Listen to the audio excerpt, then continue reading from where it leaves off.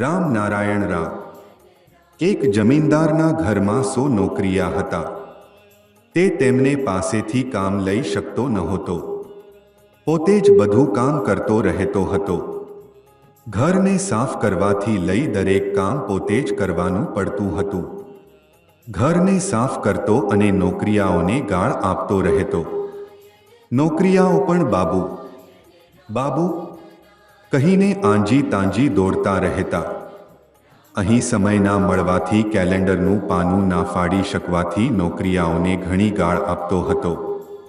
બીજા દિવસે જોયું કે કેલેન્ડરમાં તો એક પણ પાનું બાકી નથી.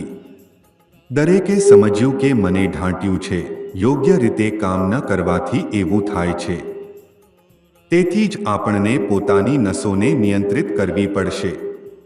નિયંત્રણ ન કરી શક્યા સુધી દુઃખ રહે છે. એ માટે અભ્યાસની જરૂર છે. આપણે પોતાની આંતરિક આત્માને એટલી મજબૂત બનાવી લેવી જોઈએ કે જાગૃત અને નિંદ્રાવસ્થામાં પણ સતત અભ્યાસ ચાલતો રહે. જો બધા યોગ્ય રીતે કાર્ય કરે તો જ વિકાસ થશે. જ્યારે તે ખીલશે ત્યારે ઝડપથી આગળ વધશે. 1 મિનિટમાં 60 લાખ જપ કરવો પડશે. 1 સેકન્ડમાં 60 લાખ જપ કેવી રીતે થશે? પણ તમે જપ કરવા બેસશો તો કેટલા દિવસ લાગશે તે ગણતરી કરવી પડશે.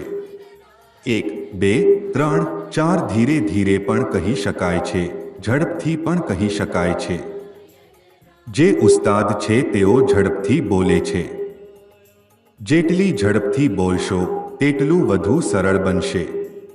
જુઓ, તમામ ગ્રંથિઓ ગ્લેન્ડ્સ કેવી રીતે માર્ગ બનાવીને કાર્ય કરતી રહેશે. સૂર્યની કિરણો સીધી રીતે નહીં આવે, ઘણી પદાર્થોને ભેદીને દૂર આવે છે.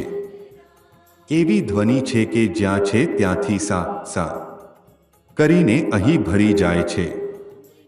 આ એક બહુ મોટી વાત છે. આ બધું એટલું જાગૃત બની જાય છે કે તમે ઘરમાં સૂઈ રહેલા હોવ તો પણ પવનની અવાજ સાંભળાય છે, દરિયાની ગર્જના સાંભળાય છે. લાગે છે કે બધું ઘરના બહાર જ થઈ રહ્યું છે, જ્યારે તે ઘણા માઇલ દૂર થઈ રહ્યું હોય છે. ઘણી દૂરની વસ્તુ પણ બહુ નજીક લાગે છે. માનો કે 1000 માઇલ દૂરની વસ્તુ એક હાથની અંતરમાં દેખાય તેવી લાગે છે. અંતરનું સંબંધ શરીરના સંપર્કથી બની જાય છે. તમે ઘરમાં બેસેલા હોવ અને જોઈ રહેલા હોવ કે કોઈ જહાજ ડૂબી રહ્યું છે. દરિયામાંથી લોકો બચાવો બચાવો કહીને બૂમો પાડે છે. તમે પણ ડૂબી જશો એમ વિચારીને જોરથી બૂમો પાડવા લાગો છો, દોડવા લાગો છો.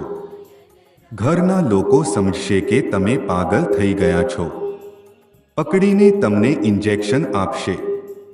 તમે કહેશો કે મારે કંઈ થયું નથી, પણ કોઈ સાંભળશે નહીં. એ સમજી શક્યા નહીં એટલે આવું થાય છે.